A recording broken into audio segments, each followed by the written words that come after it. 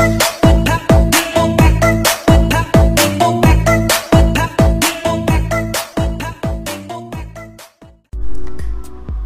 guys, welcome to my vlog, and today magre-review tayo ng missile tire.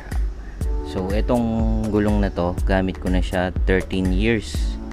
So ang odo pa lang nitong ano ko, gamit ko na sa sasakyan, and XRM 110 ko, ayan, 60,990.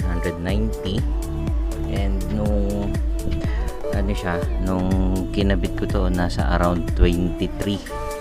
So ang tagal na, no, 13 years. So hindi ko naman siya ganong ginagamit, kaya ano lang every other day, every day, ganun, mga 3 kilometers lang ang tinatakbo ko sa kanya. So after 13 years, so wag nyo itong gagayahin, ha. Sinubukan ko lang talaga kung hanggang saan ang kaya nitong missile tire. So ang production date niya, ayan, ba't ko nasabi na 13 years, kasi 2010 ko siya nabili. Ay, tama, 2010. Ayan, yung production niya 4210. So itong 10, ibig sabihin yan 2010, 42 weeks, 42 week of 2010, ganun ang ano niyan. So ang size nito is 9080. Ayan, 9080, hindi nakita gano'n, by 17 yung rim size niya, and tubeless po siya. Tubeless, asa na, ayan,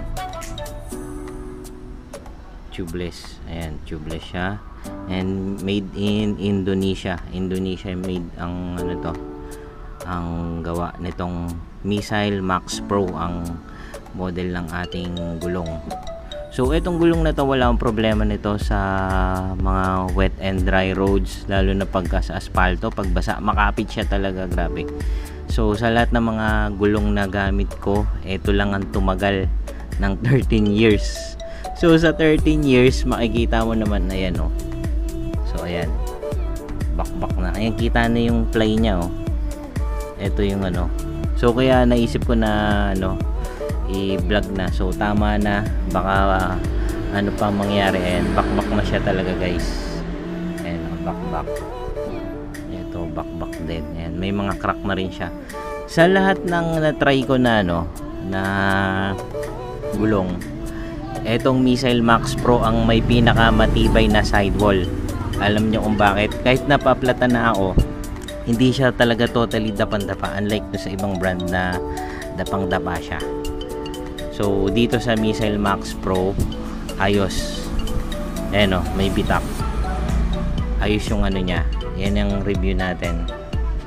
So ayan, tubeless. Ayan, pagdating dito, kalbong-kalbo na talaga siya, guys. Ayan, huwag nyong gagahin itong ginawa ko, ah. Ayan, kung ano lang to, parang experiment. Ayan, oh, wala na talaga, wala nang kapit, kalbo na siya. Ayan, oh, may crack na. Ayan yung crack. Ayan, may mga crack na siya. So eto, pag pinapatakbo ko, dahan-dahan na lang ako, kasi mahirap na eh. So ngayon, papalitan na natin siya ng bagong gulong, tapos i-review na naman natin.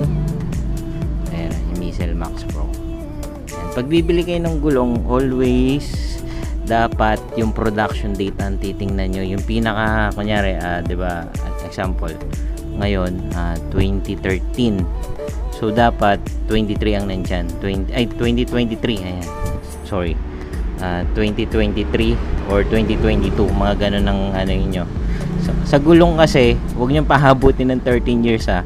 Ang pinaka maximum lang nyan, mga 8 years, 5 to 8 years. So yung 8 years, yun yung mga Bridgestone. Ayan, sa Bridgestone, alam ko 8 years ang expiration nila, kasi goma to, guys. Lahat naman ng mga rubber products may expiration. So wag niyong paabutin ng ganun, wag niyong gagayahin yung ginawa ko. Pero ito talaga, push to the limit ang nangyari sa gulong ko. Pero ito, guys, kahit ganito itsura niya, kasi ngayon, 'di ba, nag-uulan, makapit talaga siya, makapit pa rin kahit kalbo na. Oh, never akong sinemplang dito sa gulong na to.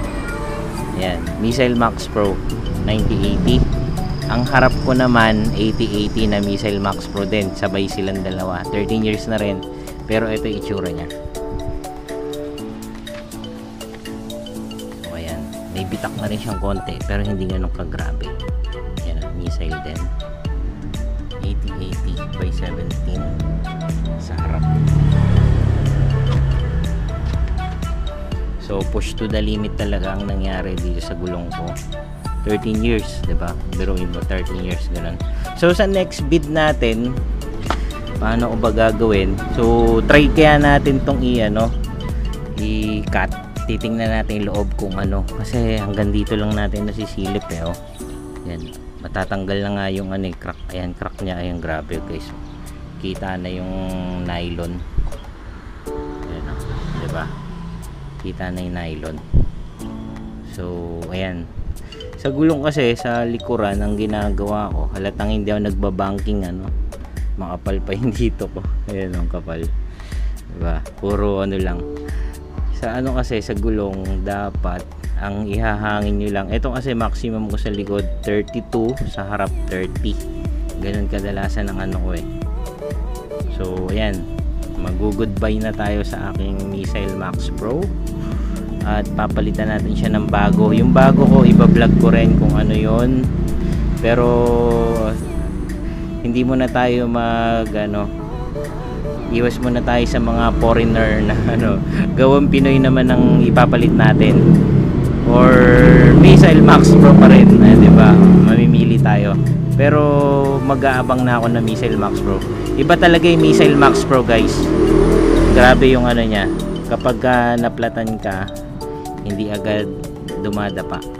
So sa next bid natin, titingnan natin, ikakat natin to, titingnan natin kung gaano pa kakapal yung loob. Tsaka gumagamit din ako dito ng mga tire sealant. So sa next bid, kung hindi ka pa naka subscribe sa aking channel, like and subscribe lang po.